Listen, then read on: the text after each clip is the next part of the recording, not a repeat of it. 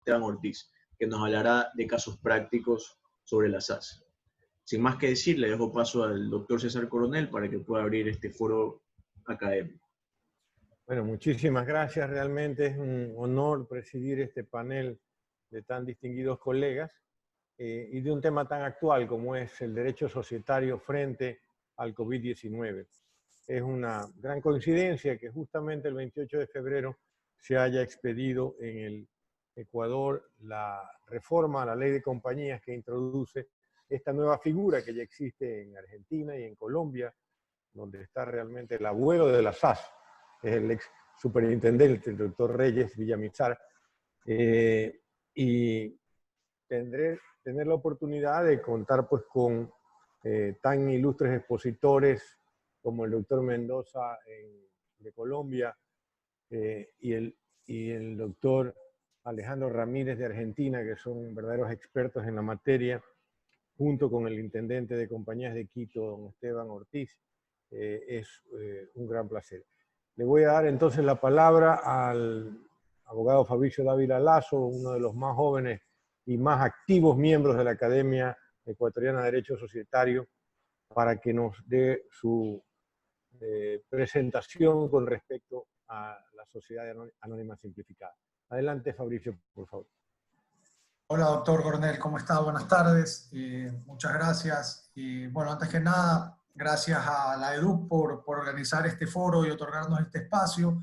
Y sobre todo, gracias a los queridos amigos que amablemente aceptaron participar con nosotros y conformar este panel. Concreto, José Miguel y Alejandro. Muchas gracias por estar con ustedes. Y obviamente Esteban, que ya nos vemos, cada semana nos vemos en un panel similar. Y por supuesto, gracias al doctor Coronel por actuar de moderador. Yo les voy a hablar sobre los antecedentes. Jorge, necesito poder compartir la pantalla, por favor. Sobre los antecedentes y características generales de la SAS. Sí, listo. Vamos a intentar hacerlo en 10-12 minutos.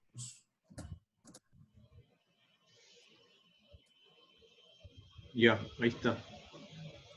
Antecedentes y características generales de la Sociedad por Acciones Simplificada. Y para empezar, les traigo, no me voy a meter en este tema porque entiendo que lo va a abordar Alejandro, pero la SAS supone una ruptura total de paradigmas tradicionales en el derecho societario latinoamericano y en el ecuatoriano, sin duda alguna. Les traigo unas frases aquí del profesor español Cándido Pasares, en su famoso artículo del 97, en que decía que la idea básica del legislador era que la ley prefiguraba una máquina de organizar que no podía alterarse, pues se temía que una maquinaria tan delicada pueda fallar. La autonomía privada sería algo así como la arena que arruina el engranaje. Y justamente este es el dogma y el paradigma tradicional que viene a romper la introducción de la sociedad por acciones simplificadas con la amplia libertad contractual que vamos a ver más adelante. ¿Cuáles son los antecedentes de la SAS colombiana? La SAS colombiana, ideada por el profesor Francisco Reyes Villamizar, ex superintendente de Sociedad de Colombia, se inspira en el modelo francés de la SAS y también en la LLC, que es la Limited Liability Company de los Estados Unidos, y la Limited Liability Partnership, la LLP de Estados Unidos, y básicamente es un híbrido. Viene a mezclar características de las sociedades de personas y a mezclar características de las sociedades de capital. ¿Por qué ocurría esto en Europa y en Estados Unidos? Básicamente se luchaba por tener un derecho societario atractivo y moderno para que las compañías decidan también radicar su sede social ahí. Y el profesor Reyes Villamizar se inspira en estos modelos y nace en Colombia la SAS colombiana. Ese es el antecedente de la SAS colombiana. Ya en el 2008, aparte, la SAS colombiana tuvo como antecedente la empresa unipersonal de responsabilidad limitada, que en Colombia entiendo que sí funcionó algo, a diferencia de Ecuador, que nunca funcionó. Pero ¿qué busca hacer la SAS? ¿Qué buscaba? Y aquí viene un tema muy ligado a Latinoamérica, ¿no? La informalidad en los negocios. y la informalidad no tiene una causa única. Es el resultado de la combinación de una deficiente estructura de servicios públicos, un régimen regulatorio oneroso y un sistema estatal deficiente. Y ahí en el tema de régimen regulatorio, ahí entra la ventaja de la SAS, porque como vamos a ver más adelante, en Ecuador, que ya lo saben todos, la ley de compañía, en excesivas reglas imperativas, limitada autonomía de la voluntad de las partes y excesivo formalismo. Para constituir una compañía, el proceso de constitución ya de por sí es largo, y luego viene el proceso de incorporación de la empresa como un ente habilitado para ejercer negocios, y es una fila eterna de trámites que se deben obtener. Entonces, la SAS era necesaria por tanta informalidad en los negocios que había, debido a las excesivas reglas imperativas, excesivo formalismo, y para eliminar barreras de entrada, disminuir los costos de contratación y facilitar el acceso a la formalidad, entendiendo la formalidad como llevar a cabo un negocio a través de una persona jurídica. Les enseño el ranking de Ecuador en los pilares del Doing Business, y la apertura de un negocio son 168 días. Y es que el que quiere constituir una sociedad anónima tiene que ir a la notaría, luego tiene que ir al registro mercantil, luego tiene que ir a la superintendencia de compañías, a que le otorguen el número de expediente, y luego tiene que ir al servicio de rentas internas. Y ahí no se acaba su calvario, luego tendrá que sacar el trámite municipal, los bomberos, etc. La SAS viene a simplificar esta primera parte, el proceso de constitución de la compañía.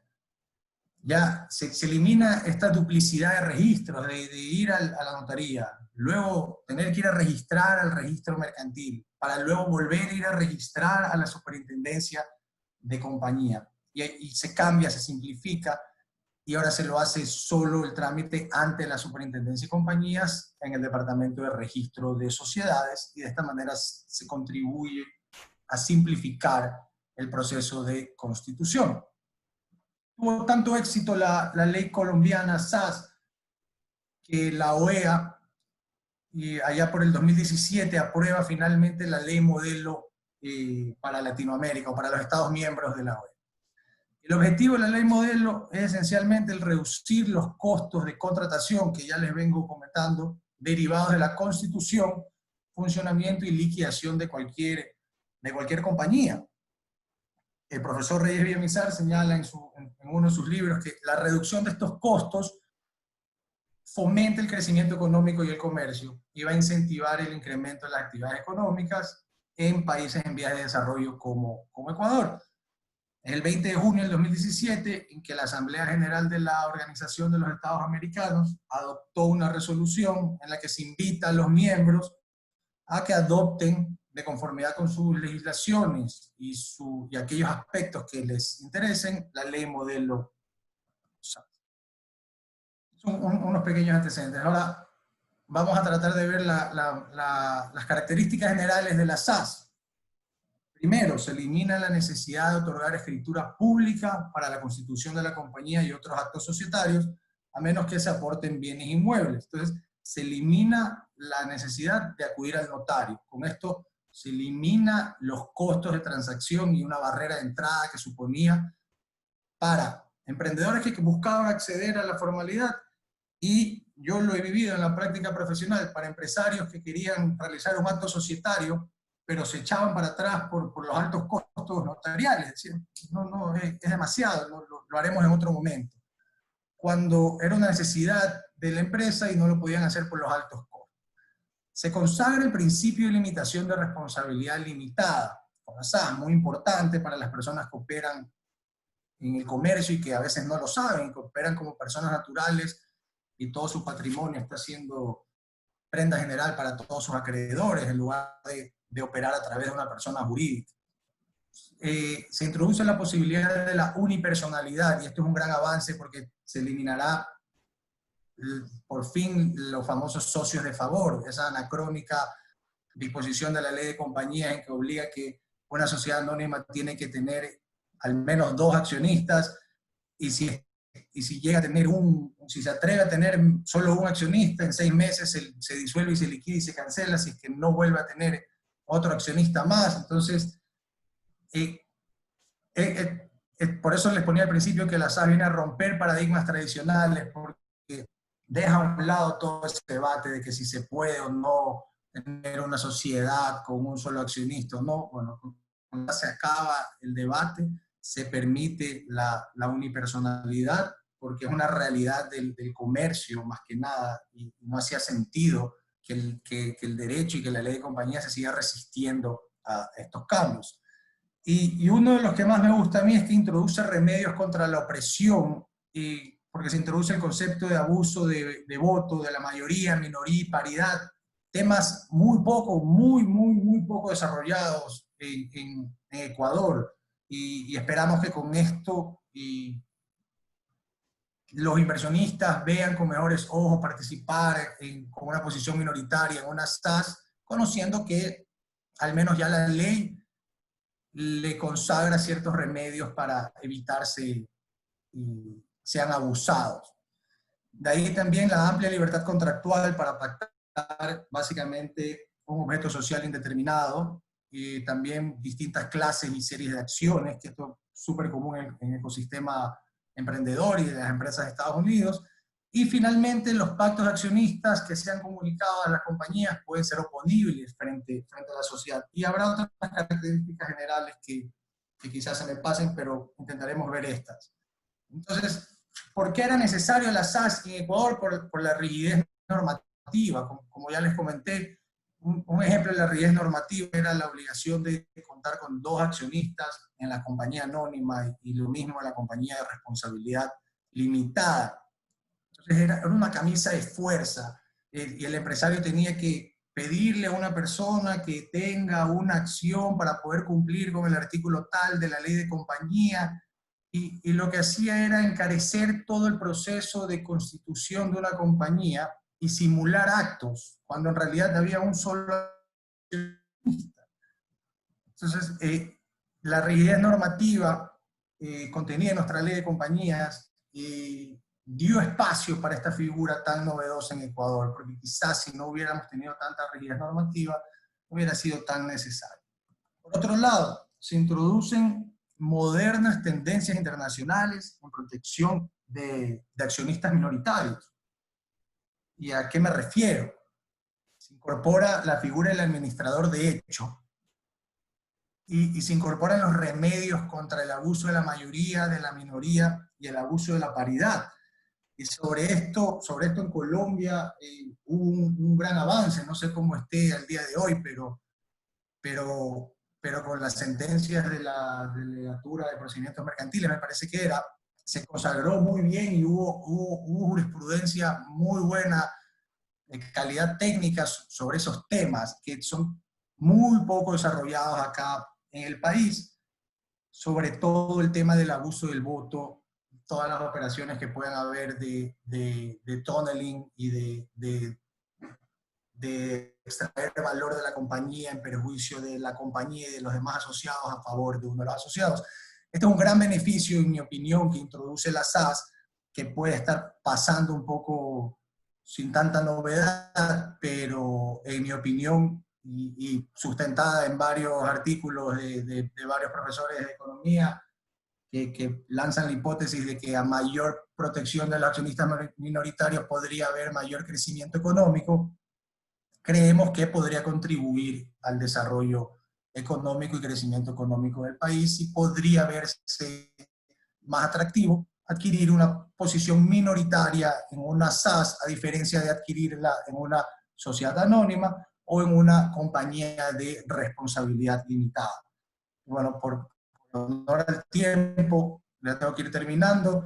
Les presento esta foto de cómo se siente la autonomía y la voluntad de las partes cuando finalmente el 28 se introduce la SAS en el Ecuador y se le permite un espacio de maniobra mucho más amplio de la rigidez a la cual estaba acostumbrada con la ley de compañías y con los tipos societarios tradicionales.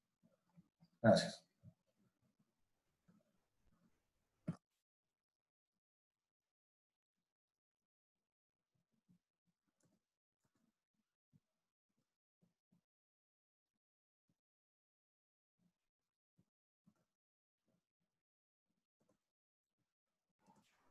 Bueno, muchas gracias. Fabricio, un par de preguntas. ¿Qué mecanismos establece la ley de compañías en su reforma sobre las SAS para proteger a los terceros que contratan con las SAS? ¿Y cómo va a funcionar el tema registral? ¿Qué va a estar en el registro de sociedades de la superintendencia? ¿Va a estar el estatuto? ¿Los terceros van a poder acceder? Bueno, la primera pregunta, me parece que el capítulo que desarrolla la SAS no contiene ningún artículo en específico con relación a ese tema, pero remite, lo que no esté desarrollado ahí, te remite a las disposiciones de la sociedad anónima, y ahí está el famoso artículo 12 de las compañías, de que serán inoponibles frente a terceros las limitaciones que se le haga al administrador de una compañía en el estatuto social, para de esa manera proteger a terceros de buena fe que contraten con las compañías. Y bueno, los socios de la compañía tendrán una acción social contra el administrador que infringió la limitación contractual, la limitación estatutaria, y él sí la conocía obviamente por su calidad de administrador. El tema registral, que supongo, y lo podrá responder más adelante mejor Esteban, pero la SAS se inscribe en el registro de sociedades de la Superintendencia de Compañías, y uno tiene que enviar el contrato de compañía con los estatutos sociales y quedarán registrados ahí. Así que me imagino que operará la misma transparencia que hay al día de hoy para las demás compañías, y cualquiera podría acceder a conocer la información de la compañía si quisiera informarse más sobre los estatutos de una compañía determinada. Muchísimas gracias. Bueno, ahora vamos a tener el placer de escuchar al doctor José Miguel Mendoza, quien fue un alto funcionario de la Superintendencia de Sociedades en Colombia y encargado nada menos que de resolver los conflictos entre accionistas y administradores durante largos años, estableciendo una riquísima jurisprudencia sobre la materia. Y él nos va a hablar sobre las responsabilidades y la situación de los administradores societarios en la crisis. Por favor, José Miguel, lo escuchamos.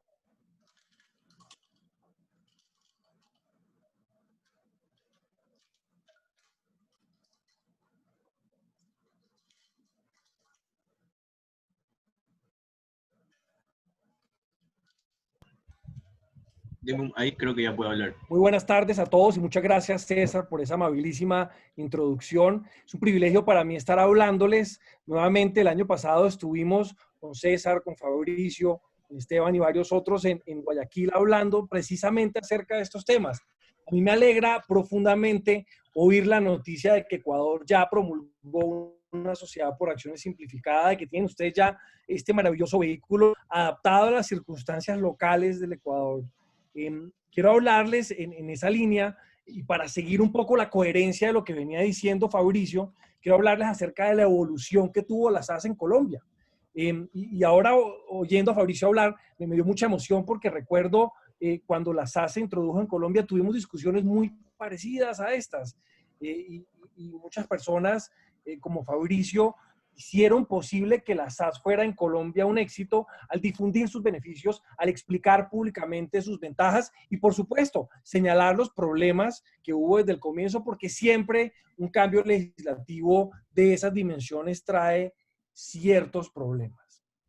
Entonces, para retomar lo que venía diciendo Fabricio, tal vez la importancia inmediata de la SAS, el principal beneficio que uno ve a primera vista, la simplificación orgánica de ese nuevo tipo societario. En Colombia, por ejemplo, con la SAS logramos derrotar finalmente la necesidad de contar con escrituras públicas para crear compañías. En el texto original de la ley SAS colombiana se permitía por fin tener objeto social indeterminado, términos indefinidos de duración para sociedades, unipersonalidad y, por encima de todo, algo en lo que hizo énfasis Fabricio, la libertad absoluta de configuración, la posibilidad de introducir en los estatutos cualesquiera reglas que los accionistas consideraran necesarias para regir sus relaciones intrasocietarias. Pues vengo a decir que, por lo menos en el caso colombiano, mi perspectiva es que esta no fue la principal innovación de la SAS. Fue muy importante esto de la simplificación y la reducción de costos, pero viendo hoy, 12 años, perdón, 2008, sí, 12 años después de haberse introducido en Colombia la ley SAS, mi experiencia sobre su implementación apunta a que nada de esto resultó siendo lo más importante de la ley SAS. Yo me atrevo a vaticinar que en Ecuador puede pasar algo similar. Miren ustedes, por ejemplo, que el debate sobre la pluralidad fue alegremente sepultado en el año 2009, cuando los empresarios colombianos acudieron en masa a crear sociedades unipersonales.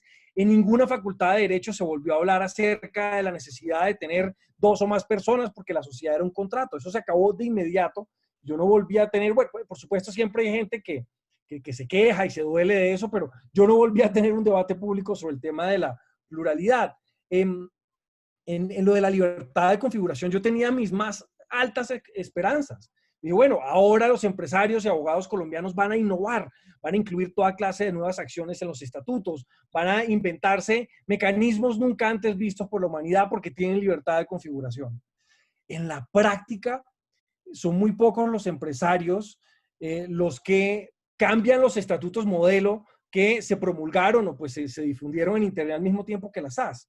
Y lo que vimos es que cambiar los estatutos es un proceso costoso, que requiere apoyo de asesores jurídicos, que requiere una negociación entre las partes. Entonces, la libertad de configuración fue indispensable, pero solo para una pequeña proporción de los empresarios colombianos. Esto lo vimos a los 4 o 5 años de haberse promulgado la ley SAS. Entonces, quisiera hablar sobre la verdadera revolución que ocurrió en el país. Y esto, para serles muy franco, nadie anticipó esto. Aquí no hubo un comité de sabios diseñando un plan para que esto ocurriera. En realidad había ciertas ideas de que esto podía ocurrir, pero fue más que todo una especie de serendipia. Fue algo que ocurrió sobre la marcha y que yo creo que es muy importante mantener tanto en Colombia como en otros países. La SAS lo que hizo en realidad, para mi gusto, fue introducir un cambio estructural en el enfoque que tenía hasta el año 2008 el derecho societario colombiano. Colombia hasta ese año fue un país muy a la medida de las demás legislaciones societarias de la región. Es decir, el régimen societario colombiano tenía principalmente protecciones ex ante, ya las mencionó Fabricio. Entonces, queremos controlar el problema del oportunismo frente a los acreedores. Ah, bueno, perfecto. Escrituras públicas y capital mínimo. Queremos controlar el problema de la opresión de minoritarios. Bueno, revisores fiscales y una cantidad de mecanismos que le imponían un costo a los empresarios en Colombia. ¿Qué hizo la SAS? Acabó con ese sistema de mecanismos ex ante, no se requiere autorización y con el permiso del señor superintendente de ninguna entidad pública para que las compañías empiecen a operar. Es innecesario. ¿Por qué? Es innecesario. Ni siquiera escritura pública. No se requiere una junta directiva obligatoria, no se requiere nada de eso. Olvidémonos de eso. Para resolver los problemas que se presentan en las compañías vamos a tener un sistema ex post, es decir, un juez especializado en la materia se va a encargar de revisar si los empresarios se portan bien o mal y de distribuir las sentencias que correspondan. Y el segundo cambio estructural, el primero fue de ex ante a ex post, el segundo tiene que ver con problemas de agencia. El derecho societario colombiano estaba enredado, estaba confundido, teníamos aquí una especie de síndrome bipolar en que no teníamos muy claro hacia dónde enfocar las prioridades del régimen. Eso se acabó con la ley SAS, mientras que nuestro Código de Comercio y todas nuestras leyes societarias apuntaban a proteger a los accionistas en general frente a los administradores, unos seres malvados que siempre querían robar a los accionistas. La SAS cambió esto y dijo, no, un segundo, esto no tiene sentido en un país como Colombia con una altísima concentración de capital. Vamos a proteger a los accionistas minoritarios frente a los accionistas controlantes. Y eso que es algo realmente sencillo, se sabe alrededor del planeta desde hace 40, 50 años, apenas empezó a llegar a Colombia hace poco y se ha ido abriendo paso. La idea de que el principal objetivo del derecho de sociedades no es proteger a los accionistas frente a los administradores, sino a los minoritarios frente a los controlantes, por lo menos en países como Colombia. Eso llegó con la SAS y ha marcado un verdadero cambio en la manera en que funciona el derecho de sociedades. Con eso quiero empatar con la presentación que les preparé para hoy, en la cual me voy a demorar apenas unos minutos. Voy a tratar, si es que es posible, colgarla. Aquí está. Bien. Esto que les estoy contando entonces se puede ver en la práctica, en los cambios que han ocurrido en Colombia desde que se introdujo la SAS el 5 de diciembre del 2008. Nuestro régimen de administradores, hasta el 2008 al menos, era excesivamente punitivo y draconiano con los administradores. Ni siquiera la Santa Inquisición era tan exigente y punitiva y restrictiva con los pecadores como lo era el régimen colombiano con los administradores. Aquí, si ustedes hacen un repaso, había toda clase de prohibiciones. No podían estar en más de 5 juntas directivas, no podían representar acciones diferentes de las propias, ni aprobar estados financieros. Hay una lista infinita de lo que no podían hacer los administradores. Para rematar ese anacrónico catálogo de restricciones, teníamos un régimen de responsabilidad absolutamente excesivo. Todavía está en Colombia vigente este régimen, morigerado un poco por lo que les voy a contar. Entonces, los administradores respondían solidaria y limitadamente por todos los perjuicios que le causaran a la compañía. Había responsabilidades diferentes dependiendo de la disciplina en la que estuviéramos. En tributario había unas, en insolvencia otras, en la antesala de la insolvencia unas terceras y bajo el régimen general otras más. Con el agravante de que había presunciones de culpa en contra de los administradores. No podíamos protegerlos ni siquiera con cláusulas que buscaran exonerarlos en los estatutos y hay una cobertura limitada en pólizas de responsabilidad de administradores. Mejor dicho, esto era una actividad de alto riesgo. ¿A quién en su sano juicio se le ocurría ser en Colombia un administrador? Pues a mucha gente le tocaba, pero al ver este régimen de responsabilidades, pues la gente solía salir despavorida. Sobre todo porque esta responsabilidad solidaria que ven en la pantalla estaba agravada por el carácter ambivalente de los estándares de conducta que se usaban en Colombia por la época. Entonces, siguiendo la ley argentina, pasamos en el 95 del estándar del buen padre de familia, del buen hombre de negocios. Es decir, los administradores en Colombia tienen que portarse como buenos hombres de negocios y si no se portan así, caen en este régimen absurdo de responsabilidades infinitas y solidarias. ¿Qué significa buen hombre de negocios? Para nuestra Corte Suprema, tomando un artículo del Código Civil de Andrés Bello, el artículo 63, y ahí lo ven en la pantalla, el buen hombre de negocios debe comportarse, y miren ustedes lo difícil que es esto, como un hombre juicioso en la administración de sus negocios importantes. ¿Eso qué quiere decir en el contexto de una decisión de negocios en el año 2020? Tremendamente difícil de averiguar. Y casi que imposible de aplicar en la práctica. Imagínense ustedes una compañía Acme SAS tomando medidas comerciales para evitar que se la lleve por delante la insolvencia en estos momentos tan difíciles, tan aciagos. Si toman una decisión de introducir un paquete de medidas y la compañía en todo caso se quiebra, al juez le tocará saber si los administradores se portaron como buenos hombres de negocios. Tendrán que preguntar entonces en cuántas reuniones se discutió el paquete de medidas, con cuántos estudios contaron, qué información tenían al momento de tomar la decisión, lo cual es realmente absurdo y desalienta la asunción de riesgos empresariales e incluso la actividad de los administradores. Este era el estado de las cosas en Colombia hacia el año 2008, pero ahí con la introducción de la SAS ocurrió algo francamente inesperado. Se dispararon las demandas en contra de administradores en la Superintendencia de Sociedades, que se convirtió en el foro principal de resolución de conflictos societarios. Nosotros pusimos en marcha ya lo que se llama la Delegatura de Procedimientos Mercantiles, aún hoy, como decía Fabricio, y ese es un juzgado copiando, y por supuesto muy lejos, pero copiando a la Corte de Cancillería de Delaware, que busca resolver rápidamente y con habilidades técnicas cualquier conflicto entre accionistas o entre accionistas y administradores. Allá se dispararon entonces las demandas contra los administradores y por vía de jurisprudencia se pudo hacer una modificación del régimen. Así como ocurre en ciertos países de la órbita del Common Law, en lugar de hacer reformas legales imposibles, lo que se hizo fue morigerar las exageraciones del régimen colombiano de administradores a través de sentencias. Y como no me queda mucho tiempo, solo les cuento las dos principales innovaciones que se introdujeron por vía jurisprudencial gracias al cambio de enfoque que tuvo la ley SAS en Colombia en el año 2008. La más importante para mi gusto, la regla de la discrecionalidad o Business Judgment Rule. ¿Qué empezó a decir la superintendencia? Mire, yo no me voy a meter a juzgar la conducta de los administradores a menos que el demandante demuestre que hubo una violación del deber de lealtad, una actuación ilegal o una conducta tan fuera de toda proporcionalidad, tan fuera de toda razonabilidad, que se justifica alguna intervención judicial. La superintendencia, a partir de una sentencia emitida en el año 2013, hace 7 años, todos los criterios para que los administradores pudieran cobijarse con esa regla de la discrecionalidad. Y esto, y aquí me quiero tomar un segundo para explicar por qué esto encaja en el cambio de concepción que introdujo la SAS.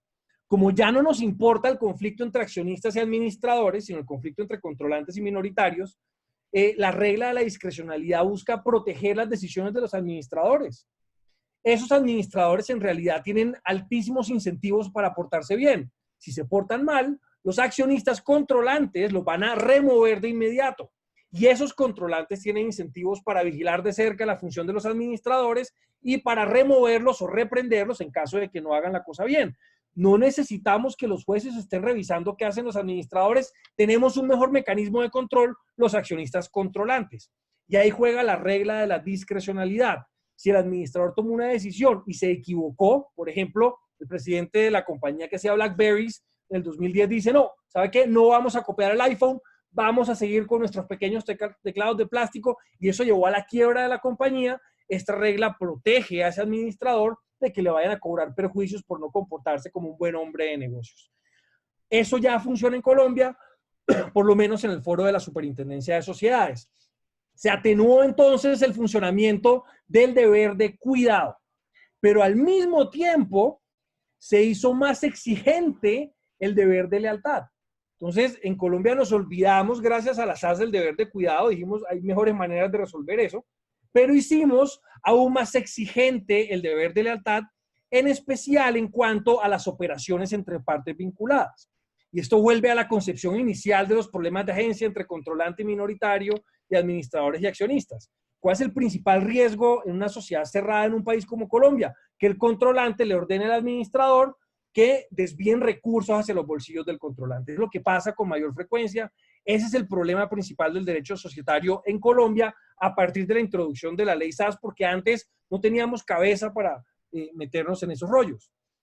¿Qué se ha hecho entonces? Por vía de jurisprudencia, crear un sistema de control para operaciones entre el controlante y la compañía. Y esto pasa por la vía del régimen de administradores.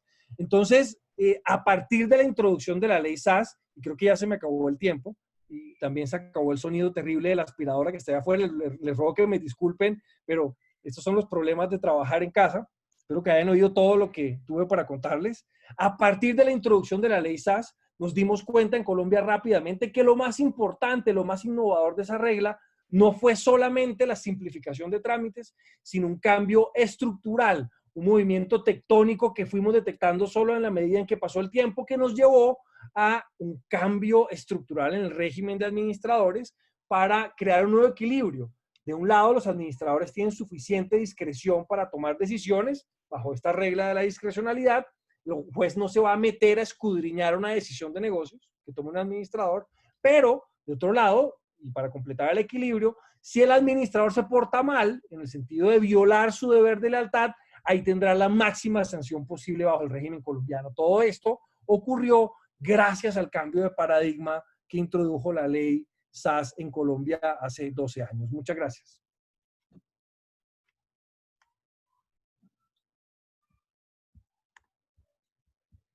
No estoy oyendo al doctor Coronel, creo que tiene el micrófono silenciado. Gracias. Sí, José Miguel, muchísimas gracias por su exposición.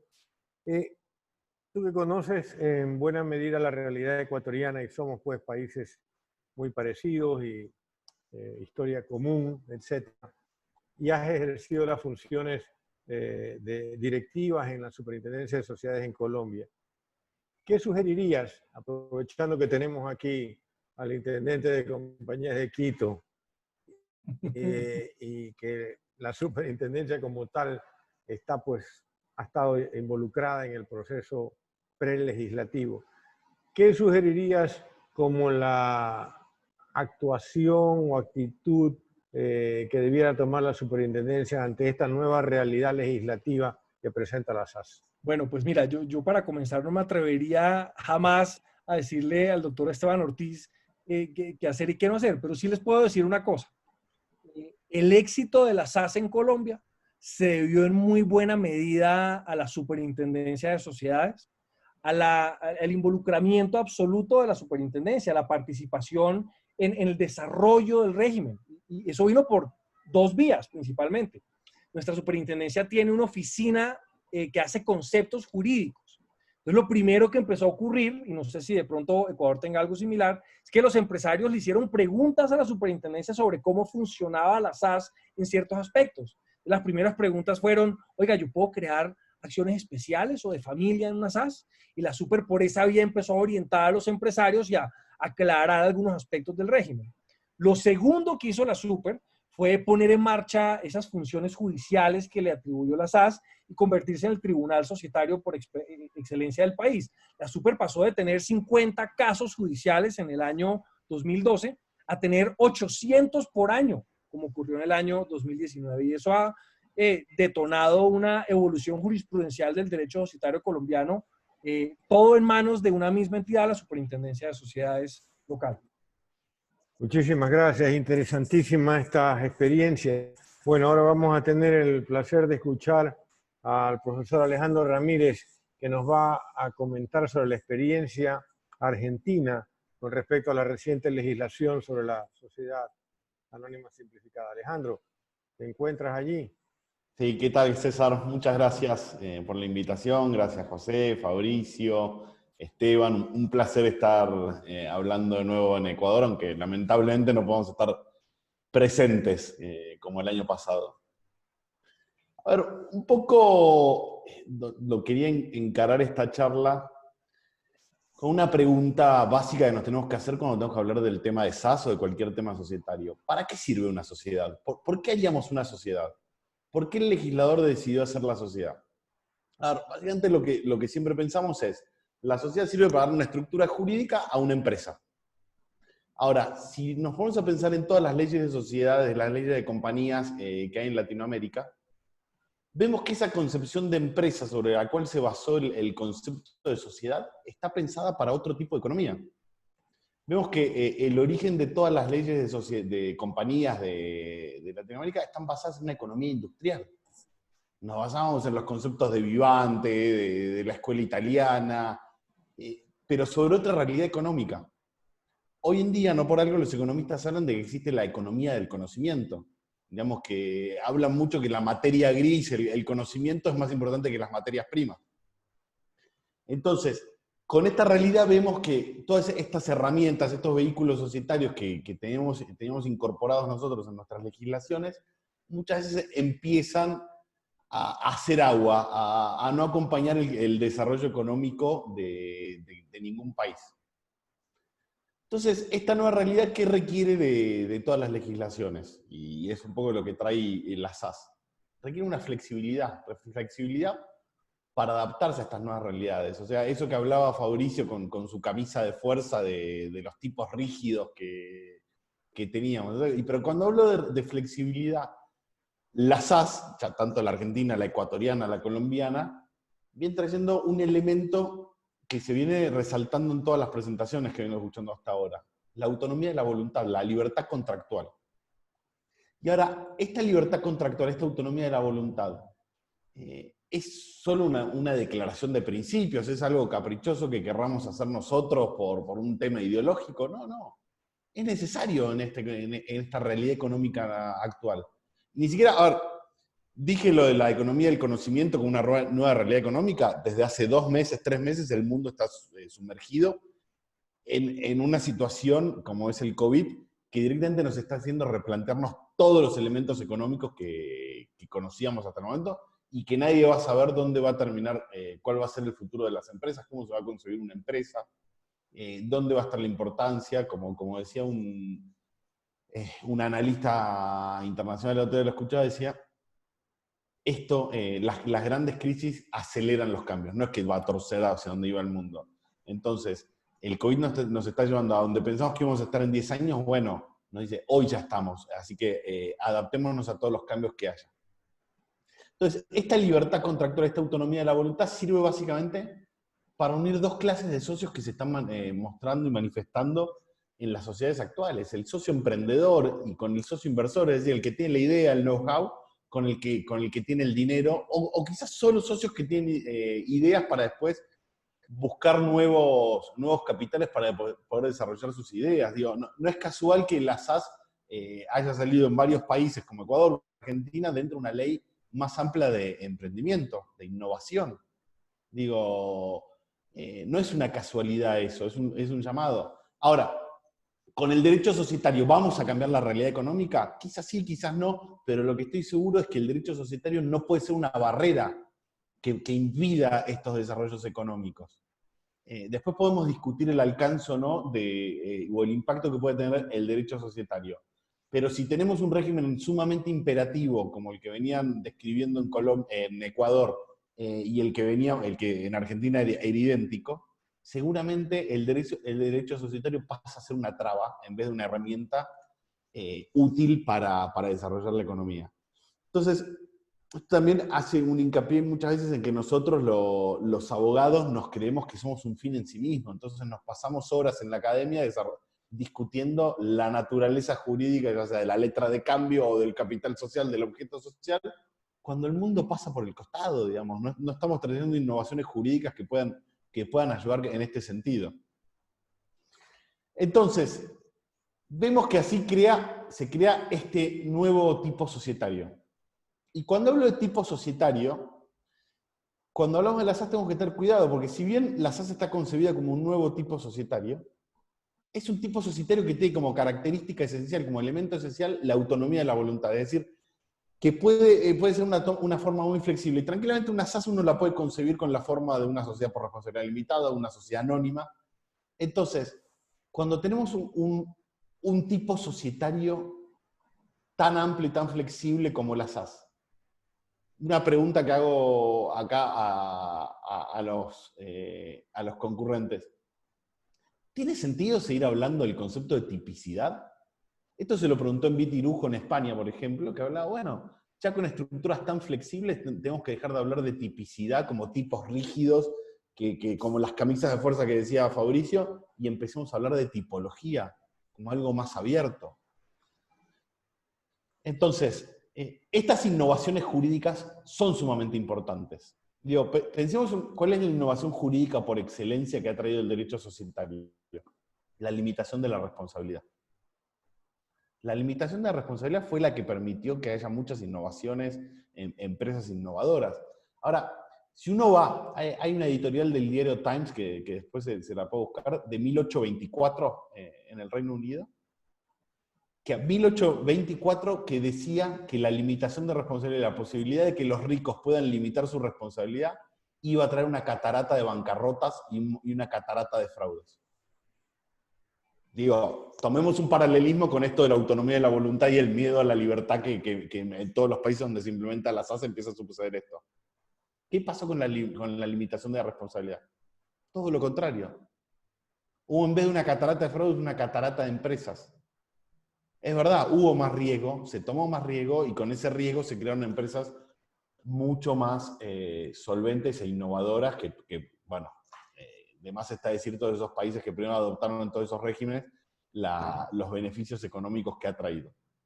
Entonces, para hacer todo esto es necesario que abandonemos ciertos dogmas, que empecemos a cuestionar todos los elementos que tenemos concebidos, petrificados dentro de nuestro cerebro, de lo que aprendimos en la universidad, lo que seguimos repitiendo muchas veces cuando damos clases de, bueno, el objeto social es tal cosa, y bueno, cuestionémoslo. ¿Tiene sentido seguir hablando de objeto social?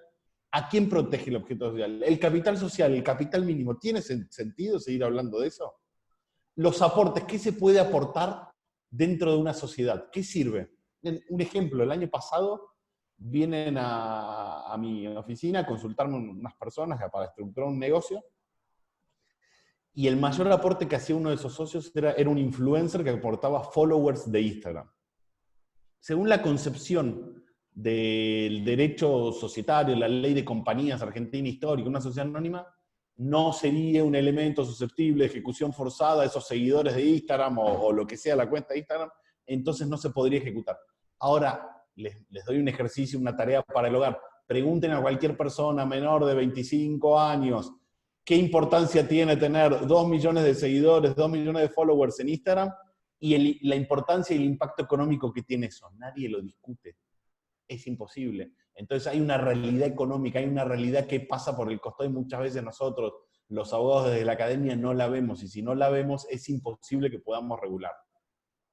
Ahora bien, esta autonomía de la voluntad que tanto hablamos, ¿tiene algún límite? Por ejemplo, con César veníamos cruzando unos emails estos días, que César me decía que en Argentina me marcaba, hay una cláusula, artículo 13 de la Ley de Compañías de la Ley de Sociedad Argentina, que habla de las cláusulas leoninas. Que entiendo que en Ecuador no tienen eso. ¿Qué es? Un poco lo que hablaba José, es el legislador ex ante dijo, bueno, vos no podés pactar estas cláusulas como, por ejemplo, darle todas las ganancias a una sociedad a uno solo de los socios, asegurarle determinadas cosas, porque ex ante yo considero que hay un abuso. Señor legislador, yo como emprendedor, yo como empresario, déjeme cuidar a mí mi dinero. Usted cuide el suyo, yo no tengo problema, pero yo estoy seguro que yo soy mejor cuidando mi dinero que usted. Entonces, ex ante no me prohíba. Entonces, ¿esta autonomía de la voluntad tiene límites? Sí tiene límites, pero lo vamos a encontrar en los principios generales del derecho. Entonces, y ex post, como hablaba José, si un juez después del día de mañana ve que esa cláusula era una cláusula contraria a la buena fe, había un abuso de derecho, era abusiva, dañaba a terceros, bueno, seguramente esa cláusula se podrá declarar nula o no aplicable al caso concreto, pero ex ante no me coarte mi posibilidad, no me coarte mi libertad. Digo, muchas veces el derecho, en general ya me salgo de la rama mercantil, tiene muchos avances. Mírenlo en los casos de familia. Yo el año pasado leí en el diario que se le permitía a un menor de edad, a un chico de 12 años, un juez permitía cambiar de sexo acá, porque se sentía de otro sexo. O se permite el matrimonio de igualdad. Entonces, todo eso viene cambiando. Ahora, cuando queremos ejercer la autonomía de la voluntad en el derecho societario, hay muchos que se escandalizan. Digo, por ahí el derecho societario, que debería ser el derecho más innovador, que siempre siguió a las costumbres de los comerciantes, y ahora de golpe nos encontramos que vemos que termina siendo el más conservador o que no está acompañando todos los cambios que se vienen haciendo. Entonces, límites, internamente lo que querramos hacer entre los socios, básicamente hay un amplio margen de libertad. Desde el principio de que la ley me permite a mí donar mi dinero, ¿por qué no me va a permitir a mí la ley invertir el dinero en una sociedad que tenga determinadas cláusulas? Donde le puedo dar los votos a otro o no le puedo dar los votos a otro, asegurar ganancias o lo que sea. Digo, tenemos que seguir, son todas tendencias. Ahora, todo este cambio de paradigma que se vio y que es lo que creo que es lo más importante que tiene la SAS, tiene que venir también acompañado de un cambio en lo registral. Y ahí, bueno, ya, si me permiten, la presión es para Esteban, por ejemplo, que nos está escuchando. Entonces, tiene que venir acompañado de la digitalización, de una constitución online, de los libros contables y societarios llevados online, empezar a discutir la tecnología, por ejemplo, incorporar tecnología blockchain. ¿Podemos tokenizar acciones? Eso se está discutiendo en el mundo. Ver si es posible incorporar smart contracts sobre acciones. Digo, sigamos discutiendo el futuro. Nos trae todo esto un cambio de paradigma que nos lleva a cuestionarnos, nos invita a cuestionarnos y nos invita a preguntar, ¿y por qué no se puede hacer esto? ¿Cuál es el bien jurídico protegido? ¿Por qué no lo puedo hacer? Entonces, la SAS actualmente en Argentina ha tenido un impacto que ni nosotros no lo esperábamos. En 2 años y medio de su implementación, de su sanción, el 55% de las empresas que se constituyen en Argentina son SAS. Vino acompañado, si quieren, de toda esta simplificación registral, que yo digo, actuó como una especie de marketing, tu empresa en 24 horas, es decir, y constituirla online. Entonces llevó a que la gente la empiece a constituir. Tuvo todo este apoyo. Al principio hubo cuestionamiento diciendo, bueno, pero es una empresita sin seriedad, me quedo con la sociedad anónima. El 55% de las empresas lo están eligiendo. Ya hoy esa discusión nadie la está dando. La discusión de la pluripersonalidad, de la pluralidad de socios, nadie la da. El objeto indeterminado. Son todas cuestiones que uno avanzan y que uno por ahí, cuando está planeando la legislación, se asusta más después de lo que pasa en la realidad, porque el mercado estaba preparado por eso. Entonces, un poco un llamado para todos mis amigos ecuatorianos: cuestionemos todo, analicemos y no demos nada por sentado. Y tengamos presente esto, que nosotros los abogados no somos un fin en sí mismo, todo lo que cuestionamos. Somos un medio que tiene que ayudar, y sobre todo en el derecho societario, a generar herramientas para generar mayor desarrollo a nuestros países. Así que con eso espero haya dejado claro mi exposición. Muchas gracias. Muchísimas gracias, Alejandro. Sin duda, muy interesante tu exposición.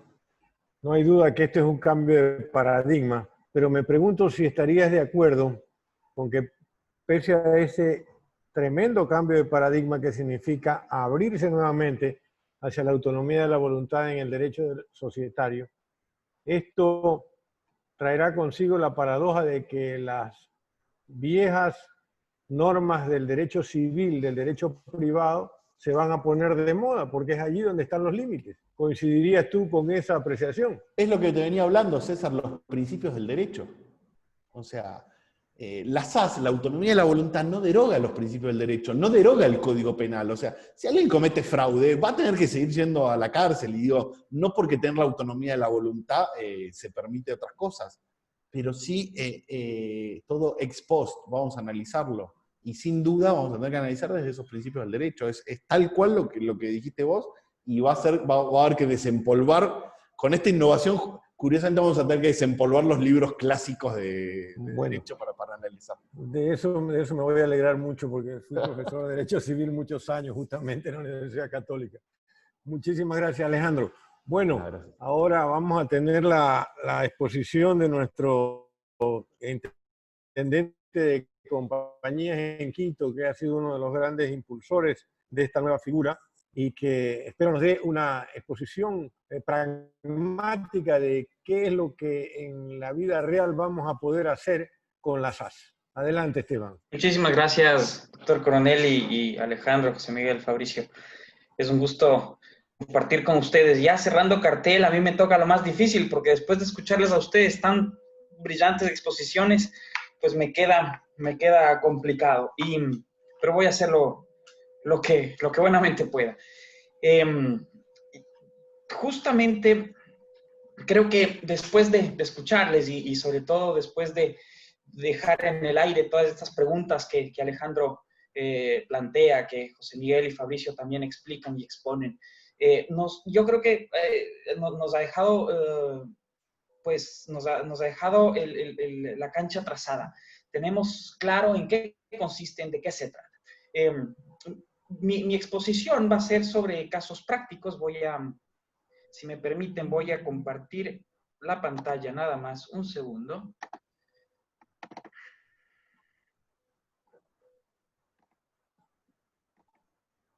Ahí está. Con esto voy a tener justamente esta guía de hacia dónde quiero llegar. A mí me ha tocado, como les estaba diciendo, y me toca ahora hablar sobre los casos prácticos. Es decir, todo lo que hemos escuchado hasta ahora, que en la teoría está muy bien, aterrizarlo de alguna manera.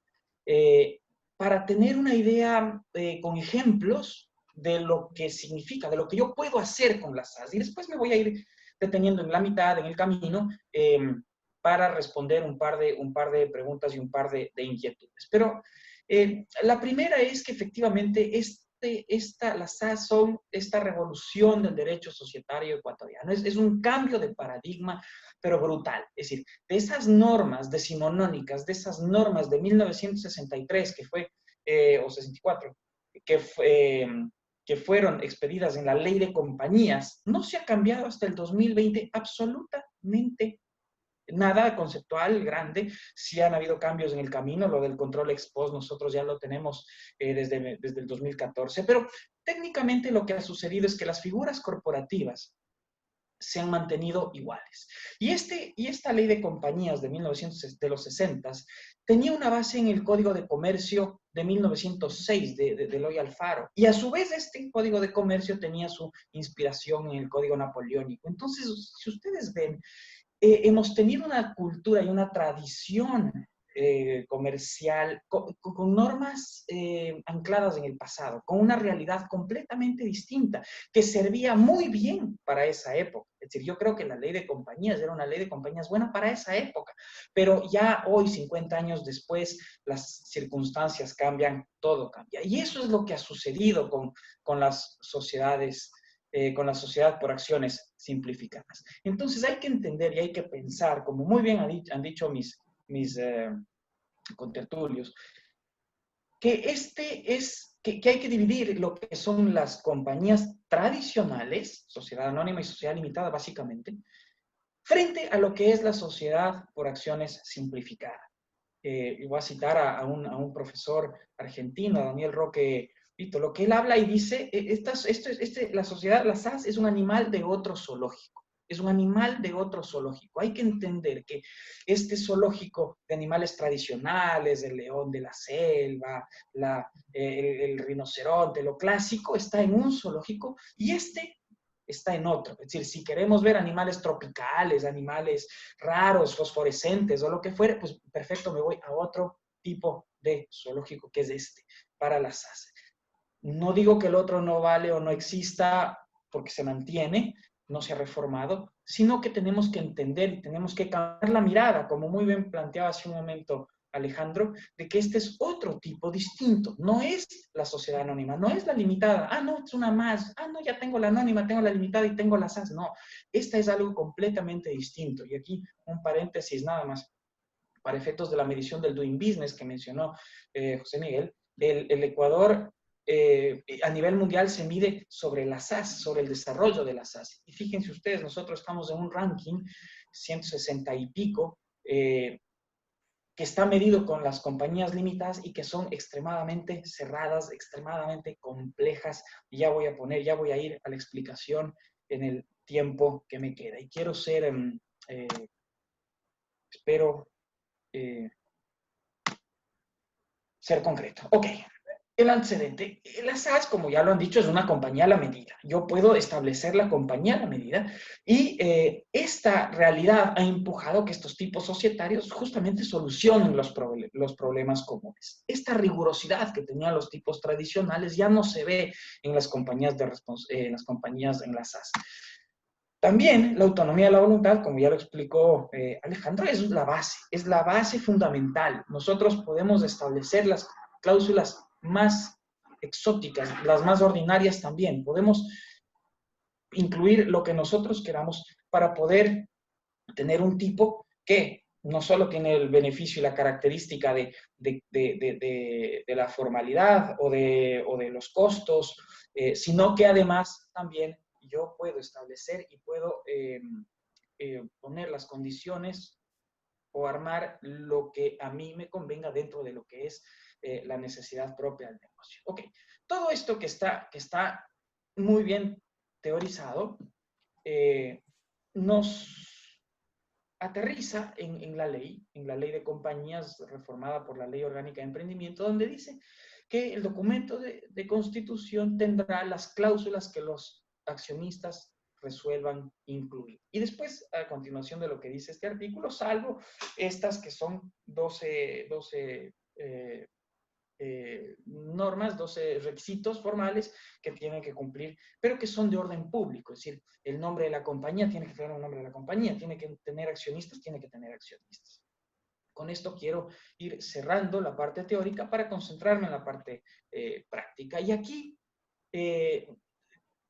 empezando a ejemplificar qué es lo que se puede hacer, cuáles son los casos prácticos. Yo he escogido algunos insumos relacionados o problemas relacionados con la práctica habitual que ya vamos a ver cómo se puede resolver. Y, como decía, se pueden resolver problemas habituales.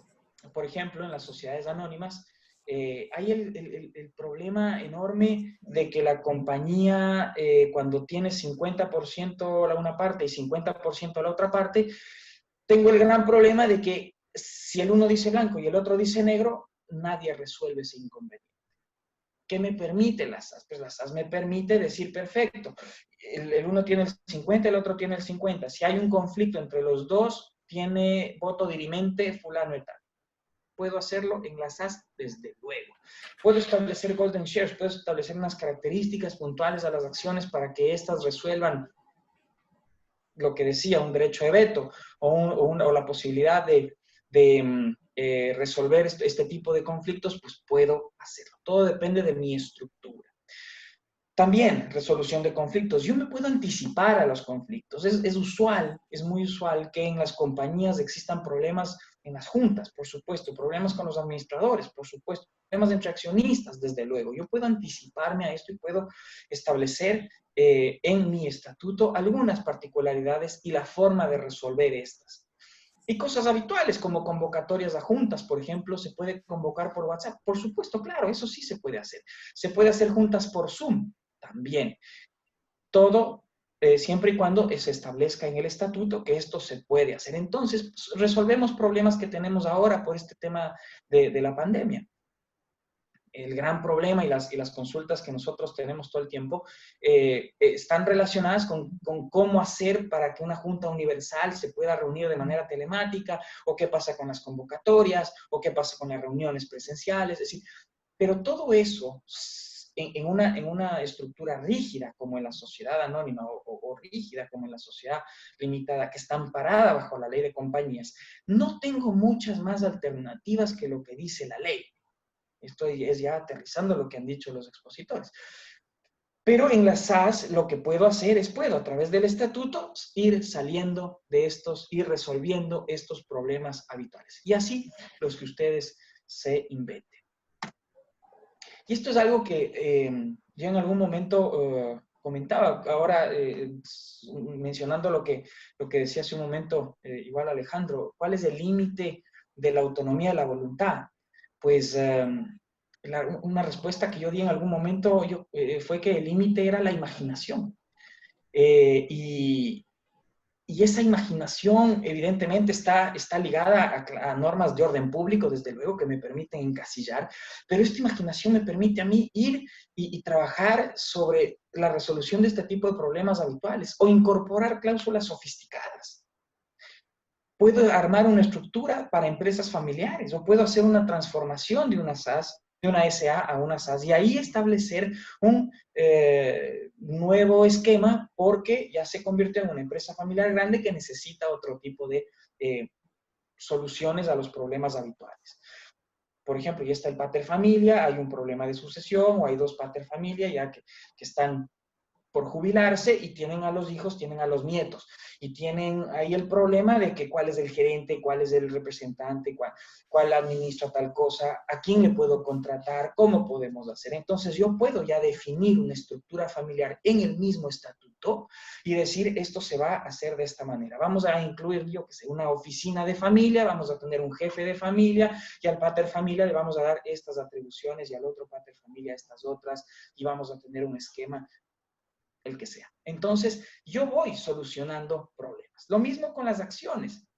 Yo puedo establecer acciones ordinarias con una particularidad económica.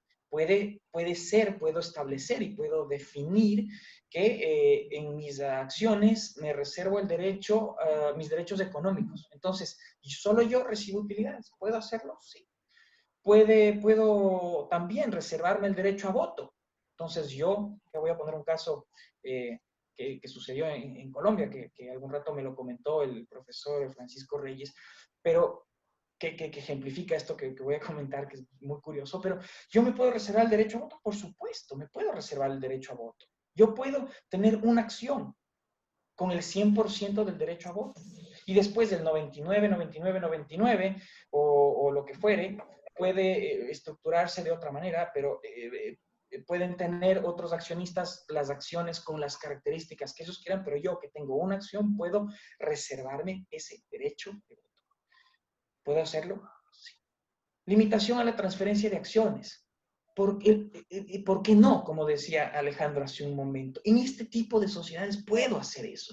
Esto es uno de los grandes cambios y grandes ajustes que se dan. Y esto permite tener flexibilidad en las operaciones y en el día a día de las negociaciones para poder ajustar a la realidad lo que sucede en los negocios. Entonces yo puedo tener una gran compra-venta de acciones, o puedo reservarme o tener un right of first refusal, o puedo establecer, por ejemplo, una cláusula de tag-along en mis pactos de accionistas o de drag-along para poder, cuando venda, yo adherirme al derecho de arrastre, para adherirme a quien vende con más con ciertas ventajas. Entonces, esto ya podemos empezar a hacer en este tipo de sociedades. Y también para ir rápido, porque ya veo que estoy con el tiempo justo, pero se puede incorporar cláusulas también para desarrollar un negocio. Entonces, yo puedo establecer quiero construir un edificio. Entonces, este edificio va a tener 5 pisos. Entonces, las acciones 1 o las acciones A equivalen al primer piso, las acciones B al segundo piso. ¿Qué es lo que yo hago? Yo no compro el departamento, yo compro acciones. Y voy pagando esas acciones en la medida en que yo pueda, en la medida en que diga el estatuto. Entonces, ¿qué pasa? Me evito escrituras de compraventa, promesas, fideicomisos, hipotecas, o yo qué sé, o sea, todo depende cómo se va a estructurar el negocio, pero la compañía me sirve para esto. Y después, cuando se termina de construir el edificio, yo lo que hago es liquido la compañía y el departamento 1 equivale, transfiero al propietario de las acciones 1 siempre y cuando haya terminado de pagar. Y así puedo yo generar la herramienta para poder empatar con el negocio que yo quiera hacer.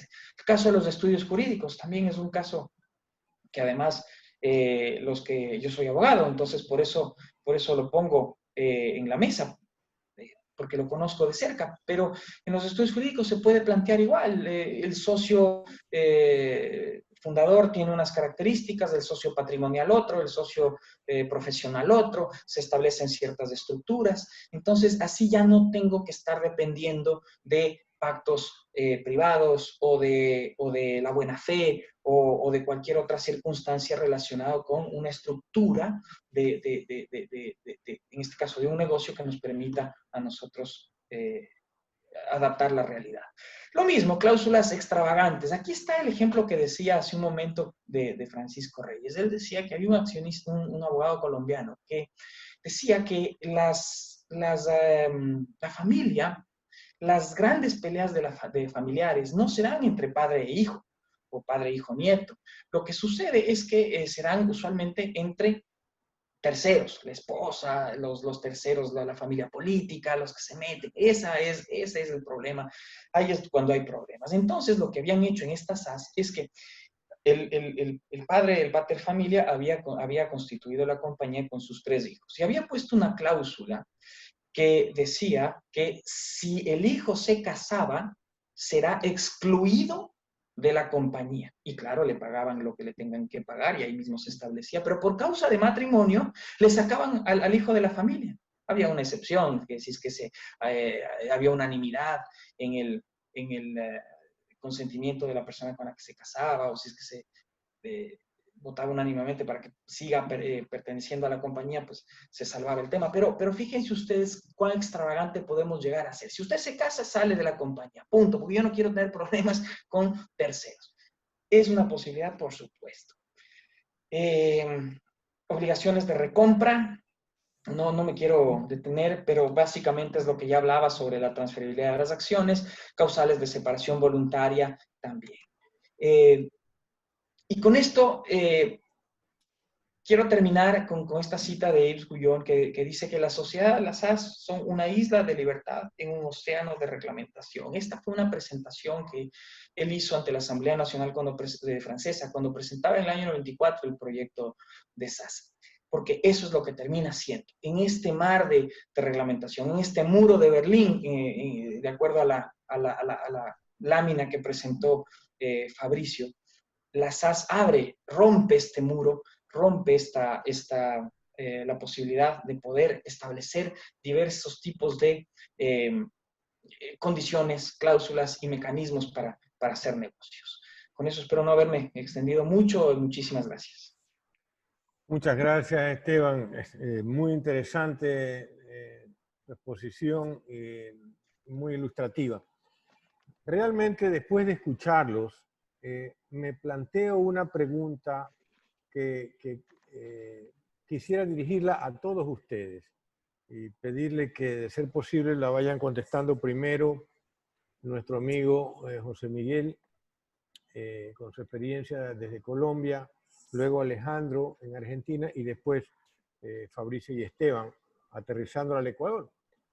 Y me da la impresión de que al trasladar el control ex ante al control ex post, que es lo que hace la SAS, para que la protección a los accionistas, a los interesados en la actividad societaria sea efectiva, deberíamos considerar un sistema que tenga la especialidad y la agilidad necesaria.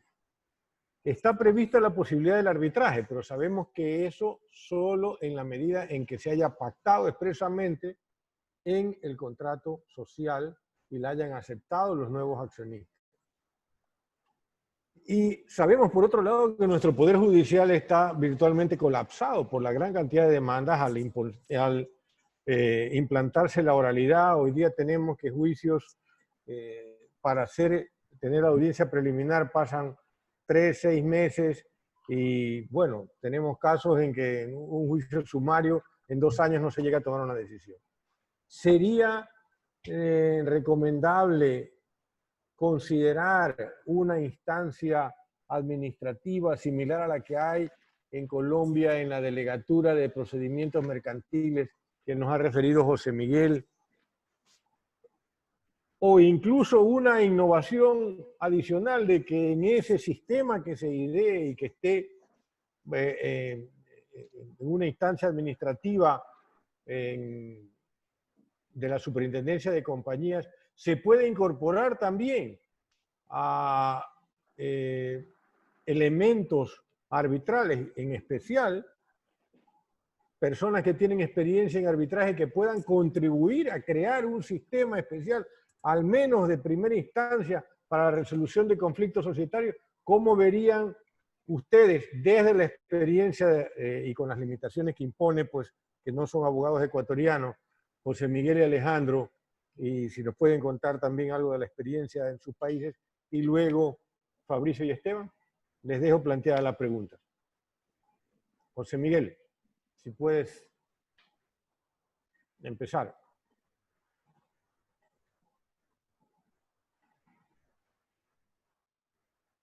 No sé si lo tenemos o se nos ha escapado del... Sí, doctor, al parecer José Miguel Bueno, ha salido. entonces dejamos en manos de Alejandro, que la experiencia argentina sin duda será de gran importancia para luego hacerlo con Fabricio y Esteban. Alejandro, ¿cómo ves tú eso?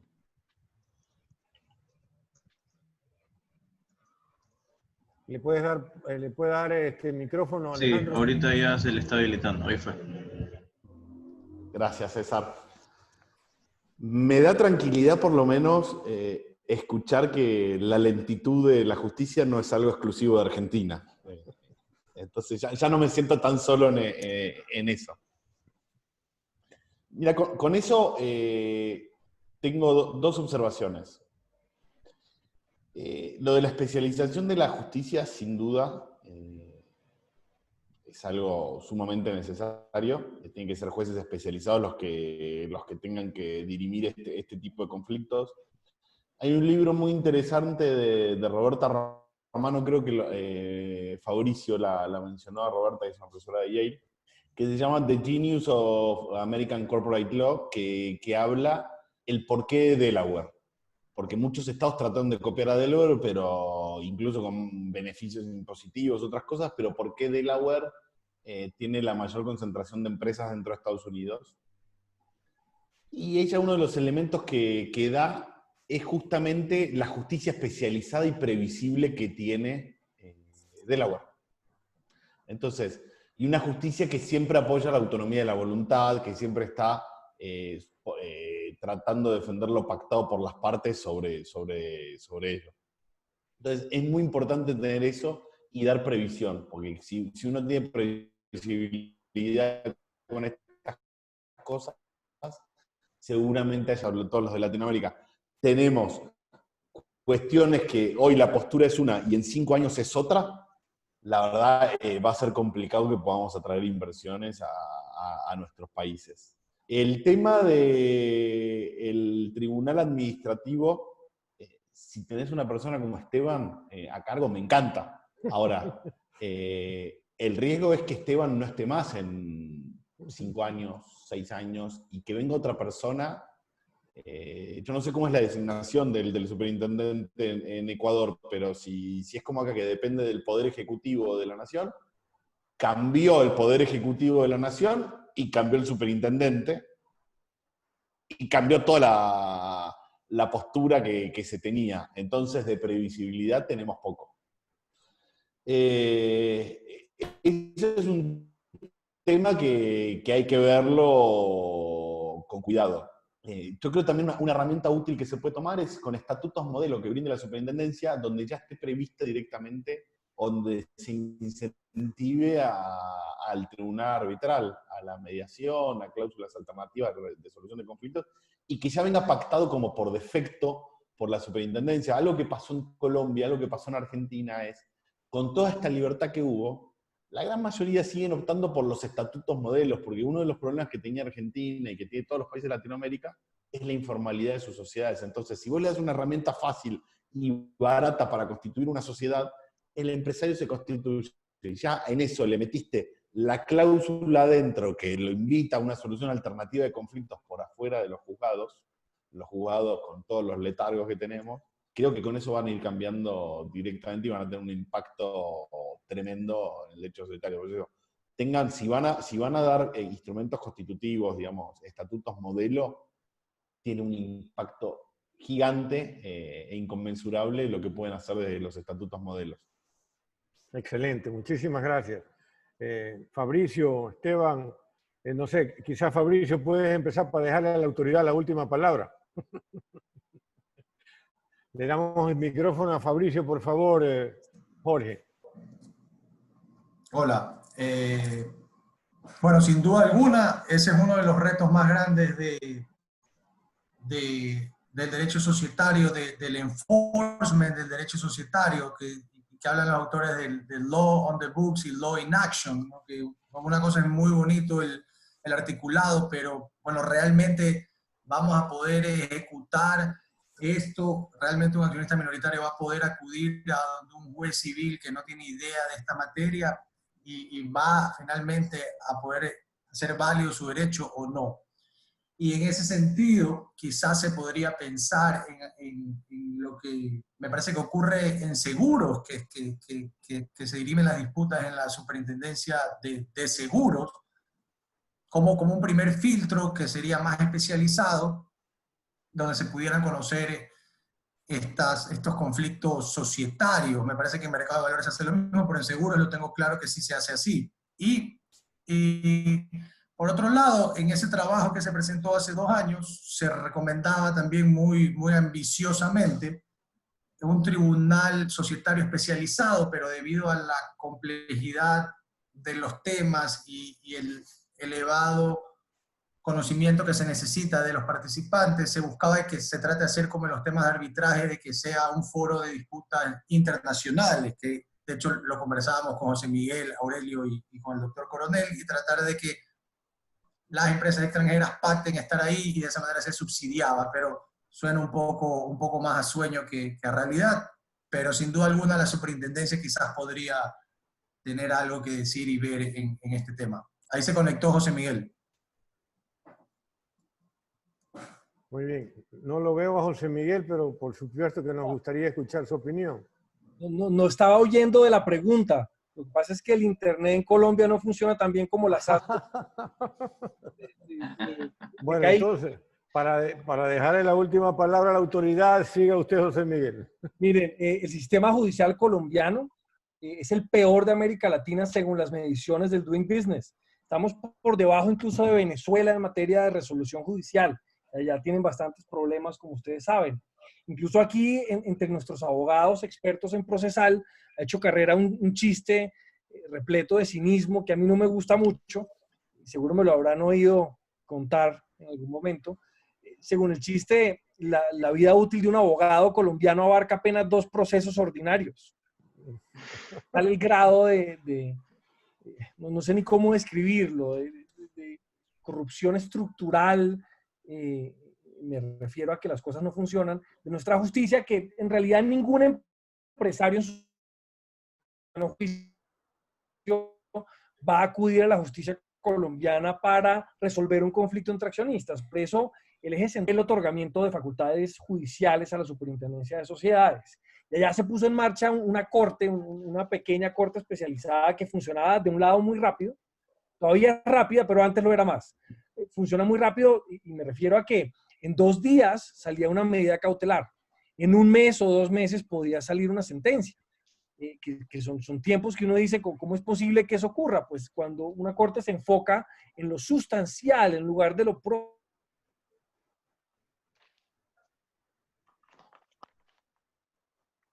Creo que lo perdimos, ¿ah? O se nos congeló.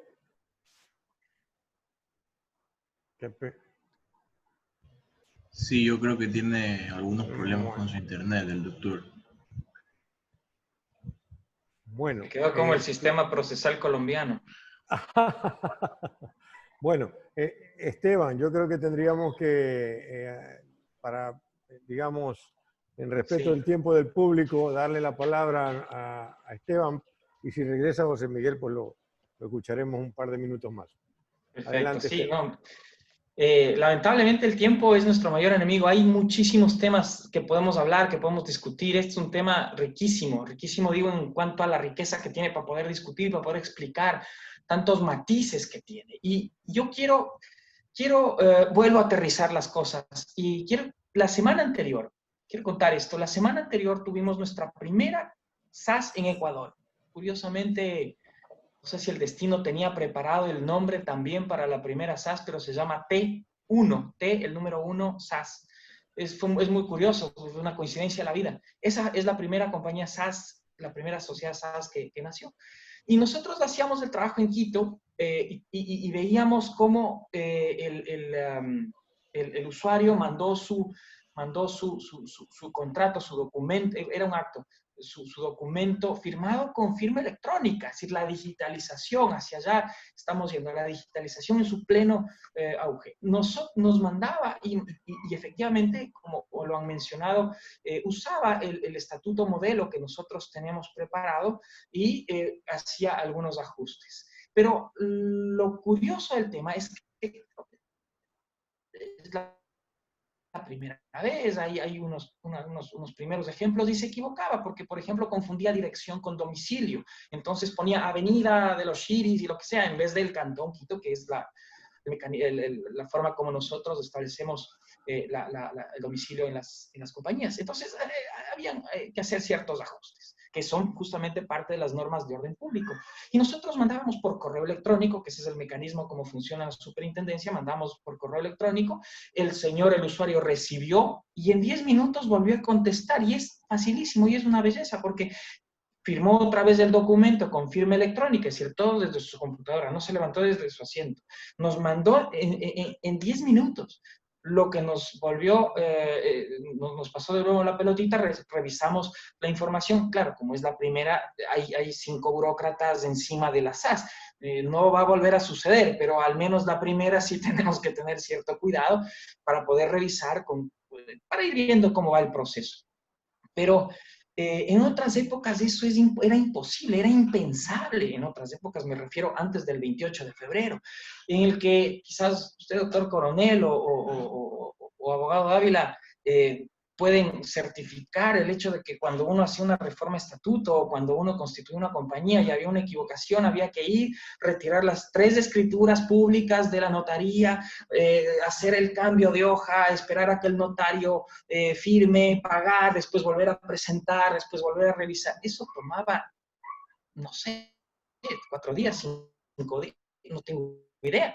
Y el tiempo. Entonces ahora, claro, todo digital se lo puede hacer de una manera rápida. Y es una delicia porque después de todo el trabajo de un año en la implementación teórica de la SAS a nivel legislativo, poder ver estos resultados en realidad da mucho, mucho gusto. Y la idea es que las SAS salgan en horas como ya están saliendo. Evidentemente existe todo un mecanismo de firma electrónica. ¿A qué voy yo con todo esto? Que el cambio tiene que ser estructural y estamos empezando por un cambio estructural. Estamos empezando primero a sentar estas bases, a sentar estos primeros elementos para después ir viendo cómo seguimos adaptando. Yo soy un fanático del arbitraje. Yo sí creo que el arbitraje es una medida y una herramienta indispensable porque ya tenemos un muy buen ejemplo en Colombia. La gran diferencia con Ecuador es que nosotros, por una norma constitucional, no me permite a mí como superintendencia ser un órgano jurisdiccional. Yo no puedo dictar sentencia. Existe el principio de la unidad jurisdiccional que me prohíbe. Pero eso no quiere decir que no pueda ser un centro de arbitraje y mediación así calificado. La superintendencia ya hace mucho tiempo fue un centro de mediación. No se llegó a calificar como arbitraje. Las autoridades de ese momento no lo consideraron pertinente. Después de eso, con la administración anterior, la mediación dejó de existir y veamos qué pasa en el futuro. A mí me gusta la idea, a mí me gusta mucho la idea, porque creo que ese es un mecanismo, si bien no soy un órgano jurisdiccional, pero sí a través de árbitros calificados y un arbitraje mediado o administrado por la superintendencia de compañías puede ayudar desde luego a que los mecanismos de solución de conflictos se puedan guiar. Y esto va de la mano con las mismas consultas que recibimos todo el tiempo, con el mismo criterio que damos o dentro del cual nosotros también nos movemos. Y estamos facultados como superintendencia para absolver consultas, y por lo tanto ir empujando cada día más en general el derecho societario. Esa es mi visión. Yo llevo en el cargo año y medio, pero en todo caso no sé si me quede los 5 o 6 que Alejandro me auguraba, pero en todo caso de a poco creo que es muy importante sentar bases, escribir, que la academia escriba, que la superintendencia resuelva consultas, que prepare estos mecanismos, como decía, de digitalización y podamos tener en 2 horas, una compañía constituida y que esté en la pantalla, en el correo electrónico del usuario, cosas que antes ni siquiera los teníamos pensado. Entonces, creo que es una figura que nos va a permitir desarrollar muchísimo, y que yo creo que va a ser de aquí en los próximos 5 o 10 años, va a ser el cambio hacia donde nosotros vamos a ir. Y con esto ya me callo nada más. En el Ecuador hay 91.300 compañías activas. De esas 91.000 compañías y pico, hay 96 o 97% de las compañías son MIPYMES, es decir, son micro, pequeñas y medianas. O sea, estamos hablando de que son muy pequeñitas y que sirven justamente para realizar negocios a esta escala. Entonces, yo creo que la formalización y el mecanismo, como decía Fabricio, citándole a Reyes Villamizar, para mejorar la economía, mejorar los emprendimientos, va a dar mucho resultado. Yo creo que va a ser una herramienta muy bien acogida por todos los matices que tiene. Y eso, evidentemente, como decía hace un momento, nos va a permitir a nosotros trascender con la figura. Bueno, muchísimas gracias. Sin duda, pues ha sido muy enriquecedora la presencia de estos distinguidos panelistas. Tenemos que agradecer mucho a nuestros anfitriones de la EDUC. Han quedado aquí planteadas cuestiones que sin duda ameritan que cuando pase el COVID, o quizás aún antes, tengamos otra posibilidad para discutir los importantes temas que aquí han quedado planteados. Para mí ha sido un gran gusto acompañarlos y contribuir con estos jóvenes estudiantes interesados por el desarrollo del derecho societario, y le devuelvo la palabra a nuestros anfitriones. Muchísimas gracias, Jorge. Muchísimas gracias a todos, en serio ha sido un gusto, y como bien lo mencionó el doctor, quizás para una próxima ocasión queda abierto este foro. En realidad fue un honor tener a todos y cada uno de ustedes. A los participantes les recomendamos que vamos a seguir realizando este tipo de eventos y que nos sigan en nuestras redes, en Instagram, en LinkedIn y en Twitter. Muchísimas gracias a todos y pásenme, cuídense. Adiós.